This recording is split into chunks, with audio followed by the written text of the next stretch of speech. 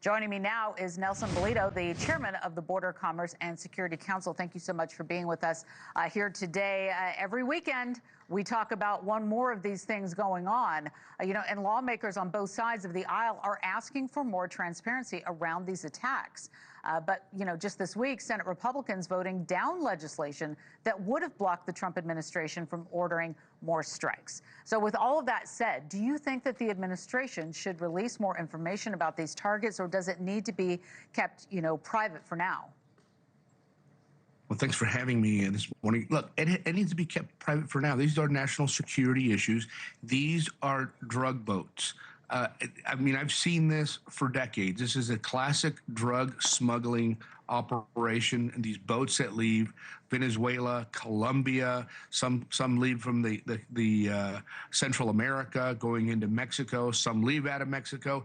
These are the classic boats. They have 3 to 4 engines running, 600 to 700, 800 horsepower. They have 2 to 3 people, and they're lined with kilos of cocaine and other types of precursor to manufacture other things. So, look, the only people that want to get rid of this situation, what's happening, are the Democrats that want to they're just everything against Trump. It's basically what it is. But this is a national security issue, and it needs to stop. Finally, we have somebody doing something about it. And I've always said, we have to stop the issue from the time where it starts. Where does it start? Because we can't wait till it gets to the border of the United States of America before we do something. That's too late. We need to push the ball down the football line. We could quit playing football on the goal line and start playing on the 50-yard line by pushing that border back. This does exactly that. It pushes that border back right into their home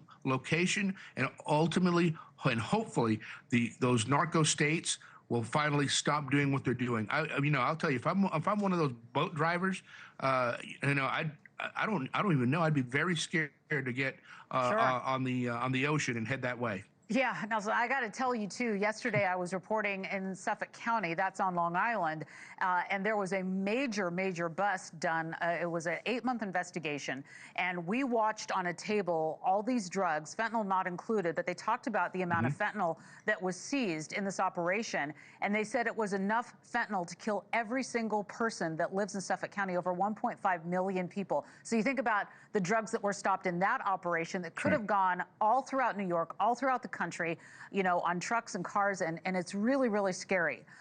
So also we want to turn to Chicago. A federal judge there is issuing an injunction preventing law enforcement officers from using constraints against protesters. This is another story that we're watching and we wanted to get you to weigh in on, while slamming the federal government using force, saying that the government's evidence is not credible. Okay, so since the beginning of Operation Midway Blitz, as it's been called, tensions remain high between federal officers and protesters. We've got that video to show you now. How do you think the Trump administration will respond to that case? The reason this is happening is because we continuously have local officials, including the governor, including the mayor, they don't want to help and enforce federal law. So they pull back their troops, they pull back the police, and it causes these types of problems. So the issue here is, look, we got to move forward. We got to make sure that our law enforcement officers are absolutely safe at all costs, and we need to continue to pressure the local officials. Why do we have the National Guard out there? Is because they don't do their job. We need assistance, and Trump is sending assistance to the federal officers to help them, because we're getting very little help from the local population. Now, the local population in the sense of the elected officials. Thank you for watching. Subscribe below and download our NewsNation app right now on your phone, and you will get fact-based, unbiased news for all Americans.